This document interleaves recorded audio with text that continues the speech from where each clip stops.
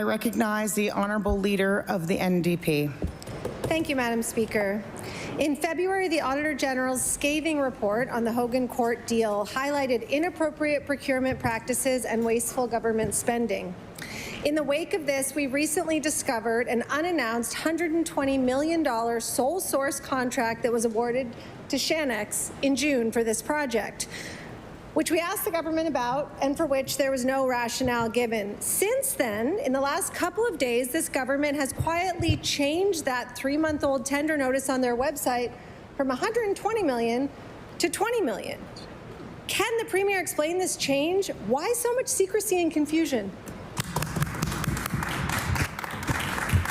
I recognize the Honourable Premier.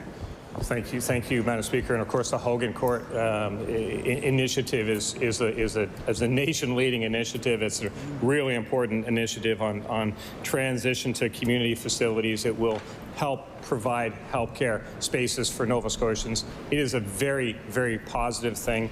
Working with a very reputable partner who's been doing business in this province for a long time and doing good things on behalf of Nova Scotians. The information that the member is talking about is on a public website. I hardly think anything on a public website is trying to be secretive, Madam Speaker. I recognize the Honourable Leader of the New Democrat Party for her first supplementary. Thank you, Madam Speaker. In March of this year, department representatives said that a finalized contract with Shanex would be ready, quote, in a matter of weeks and not months, unquote. That was nearly 6 months ago. And this government is moving forward, clearly, publicly, without any contract in place, despite the specific directive not to commence work with private sector partners before contracts are in place. I wouldn't fix a deck, let alone build a house, without a signed contract. Why is this government barreling ahead with this kind of ill-advised and inappropriate spending?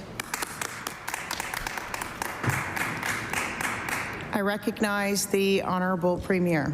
Madam Speaker, the Hogan Court, it's a good initiative. It's good for Nova Scotians. And I hardly think that the Nova Scotians that will be utilizing that facility will be disappointed.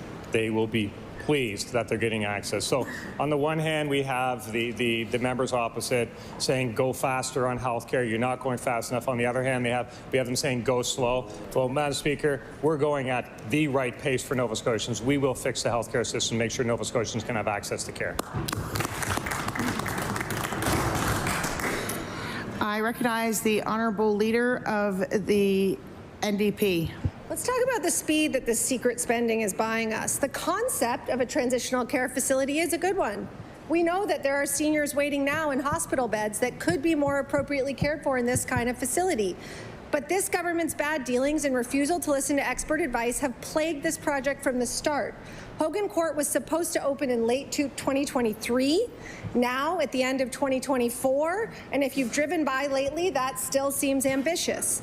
The purchase, sale, and financing of this hotel have been bad deals and are still largely secret. I've asked the Premier before, but I'll give him the opportunity again.